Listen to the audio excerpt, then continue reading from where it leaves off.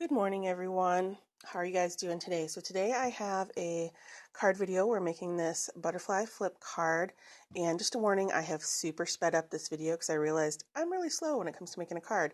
So here you can just see I have my Versamark, my anti-static bag, my stamp, and I'm just doing my anti-static powder over the spot where I'm going to emboss. And I'm using this butterfly stamp from Technique Tuesday, which if you follow me on Instagram, you notice I use a lot because I really like this one. It's small and convenient.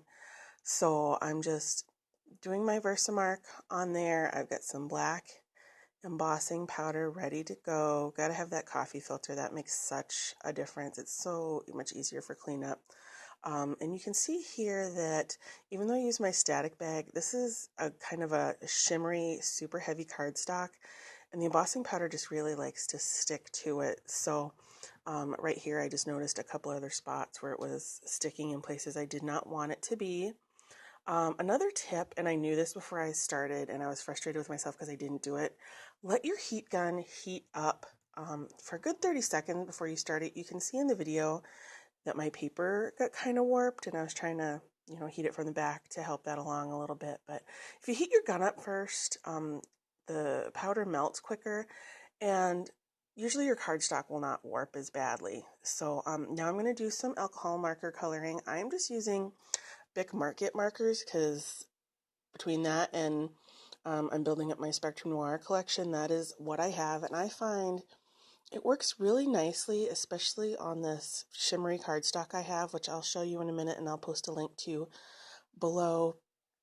But I think it works really well, and I like this cardstock because you get a little bit of that shimmer look at the end, and the marker just moves around really nice and blends really nice on it. So you can just see me kind of coloring it in, thinking through what I want to do.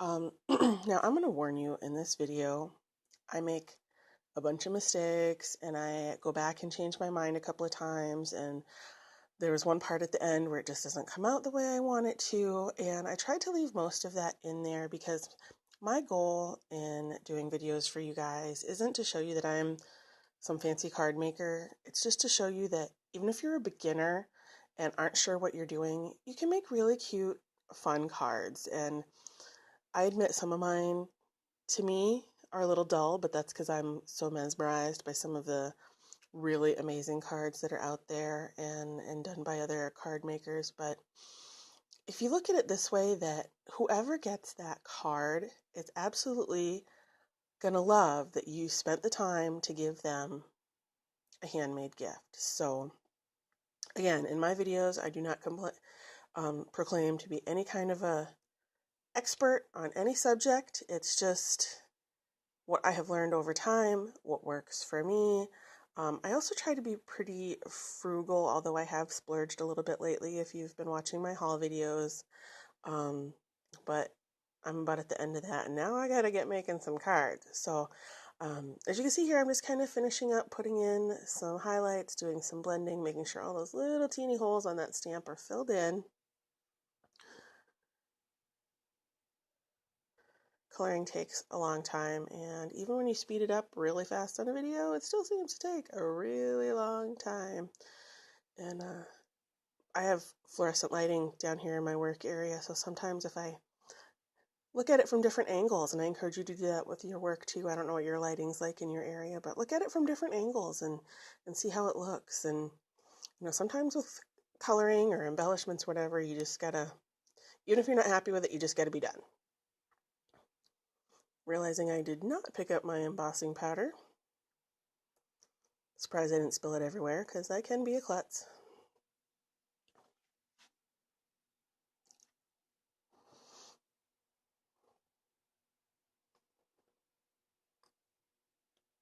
See, now I'm trying to just decide. I had picked out 2 pieces of purple cardstock, and I was not sure which one I wanted to use. So I'm cutting it, the 8.5 11 piece in half, and scoring that. So it's just going to be a normal A2 size card. That's a sample. That's a different color one I made. And now comes the tricky part on this card, doing the flip part. So you got to line up your short edge at the 3 mark, and I'm using my white cardstock so I can see my ruler marks because I couldn't see them against that dark cardstock. So at the top, I'm lining it up at 4 5/8 and bringing it down to 2 1/2, and then you flip it around the other way and you line the side up again on the 3 mark, and it cuts from the 3-inch line to the 5/8 line. So it's a little tricky, and I will put those measurements in a note or down below, I'm not sure which, and then you just flip it.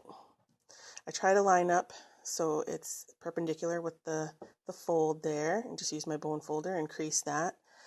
And then it makes about a 3-inch square on the top of the card. So then I'm trying to cut my butterfly to 2 1/2, but I should have maybe pre-prepped this a little better, but I'm just kind of eyeballing it to make sure I get it to about that 2 1/2 mark. So, love my creative memories photo chomper there. I've had it forever, probably over 10 years, and I just love it, love it. Now this is the new Stampin' Up! 3-hole punch. I'm not sure if it's still available. I cannot even remember. And a trick with that is don't try and punch on one of the points, like wherever you want your design, but push down right in the middle. Every time I try and push on the corner where I want that shape, it's terrible. And this cardstock was super thick, so you just got to push in the middle. So this is that shimmery, really super heavy cardstock. I got it at a local paper printing type shop, and called down in the cities, it's called Anchor Paper. And now I'm just cutting a liner for the inside of the card just to help offset. I'm just kind of figuring out how I want everything to be, but I thought that really made it pop. So now for the sentiment. So again, anti-static powder to emboss, and I picked a sentiment from a Paper Smooches stamp set. This particular one I'm picking out will say Friends. I'm not sure the name of the stamp set. If I find it, I will post it below. But again, anti-static powder, and especially on this cardstock, I really need to swipe that good. So, still just kind of figuring out what I want to do. See, did it again just to make sure.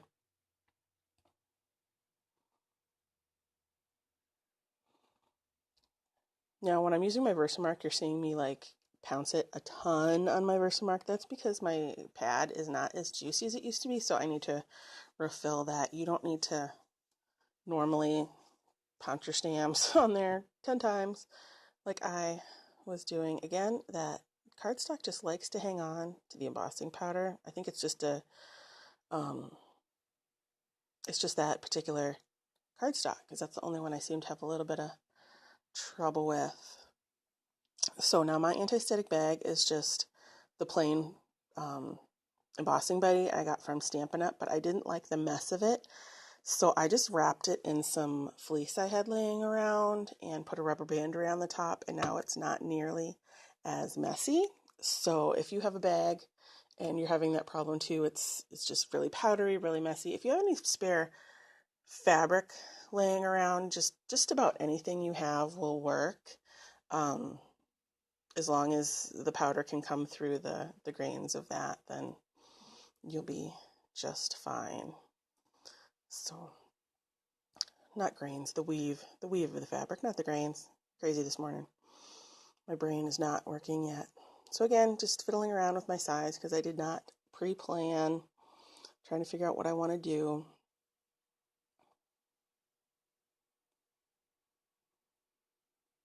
I'm going to try punching it again now. As you see in a minute, you have to be really careful with this punch because it's really easy to get it not where it's supposed to be. So in a second, I'm going to notice on the right hand side there that it did not punch quite correctly. So I'm not a fussy cutter. Actually, I do not enjoy fussing cutting at all. I'm not very good at it, but I decided, heck, let's try it because I did not like the way that punched out. Let's try to salvage this. And it actually came out pretty good. And a really tiny, really sharp pair of scissors helps. So this is a pair I got, I think, at the Stamp Expo in St. Paul.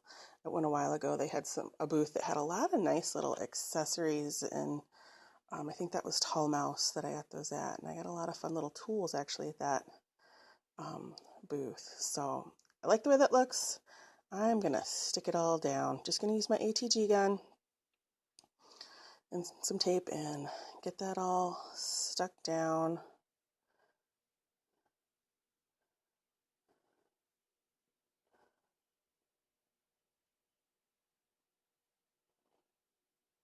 Should have sped this up a little bit more in a few places, but I'm still learning how to use my video editing software. That's one thing I'm still not real smooth with and learning about. And that's kind of the fun thing about this adventure is I'm really learning a lot of new stuff, and the video editing software I use is just something I found on the internet. I went to cnet.com and found one that they recommended and downloaded it, and they just had an update to it that seems to make things a little easier. I'm just using my block there to put a little bit of weight down on that to hold it down. The glue I used was the new Fine Line from Stampin' Up, which the jury's still out on that one. I'm just not sure how much I'm liking it. It's okay for paper, but for gluing embellishments, I'm just not liking it. And right here I decided it needed a little bling, so I'm just kind of trying to decide what I want to do. And I picked out some flowers, didn't like that. So I'm kind of looking through, see what it can do. I want to do sequins. Do I want to do flowers? So I ended up picking out some of these little flowers gems that I got from that same vendor. I think it was at the stamp show where I was just saying I got the scissors. So I'm just using that little sticky pencil too that I got there. That thing is awesome. I will see if I can, I have the packaging for it, and I will link that below, because that was an awesome, awesome tool. Now, little tip, you're going to see me mess up in a minute here, but put your glue on your paper, not on your embellishment, because that went not where I wanted it to go, and I did not like the way it looked there.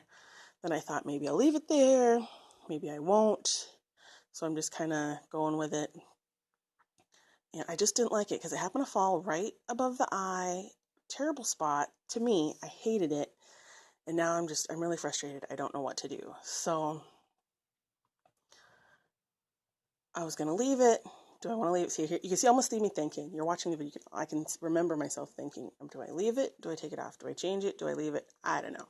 So I ended up peeling it off, and I actually shut off the video for a minute and came back. So I redid I actually did it in black, embossed it in black this time instead of purple. And I'm just going to cut it out again and try again. But, we all mess up. We all make mistakes. If you can salvage a card, great. I did not want to throw away the whole thing because, I'd put, a half hour or so into this card already. I mean, I sped up this video. Originally, it took me a good 45 minutes to an hour to make this card because I was so slow and deciding what I wanted to do and making my mistakes and all that. But I was really happy I salvaged it, and I was much more careful this time when I punched it to make sure I had those corners in there properly. There was a little part inside there that it was kind of hanging up on, and you'll notice this time it punched perfectly. So I was really happy about that. So, and luckily it fit to cover up the stuff that I had torn off and the gems I pulled off and all that. So it took a little bit of work, and it's not quite as centered as I would like, but I did cover up all my boo-boos, and except I had that one little spot at the corner, so I'm like, I'll just stick another gem right there. That looks fine. But I do like the fine tip on this glue, but yeah, I really want to try some of the Ranger multi-matte medium. I haven't gotten any of that yet, but I've heard it's really good, especially for gems and sequins and stuff like that. So I really, really want to try that. I got to pick some up next time I go to Joann's or something. So now I'm just going to finish it off with a couple more gems, kind of figuring out where I want to put stuff and whatnot. So at the end of this video, I have a finished picture of this card and the blue one I did, which I loved the blue one, but that one's kind of the test run I did just to see how this would all work out. And it's funny, you think, oh, I do a test, the actual video one will go well. Yeah, no, not necessarily. So because life happens and it's just the way things go. So I hope you've enjoyed this video. I'm not even going to call it a tutorial. It's just basically watching me make a card. I'm not really teaching anybody anything they probably haven't seen before, but I guess the moral of the story is just have fun, make your card, roll with it when little bumps in the road happen, and that's about it. So have a great day. Find something crafty to do today, and I hope you come back and join me again sometime.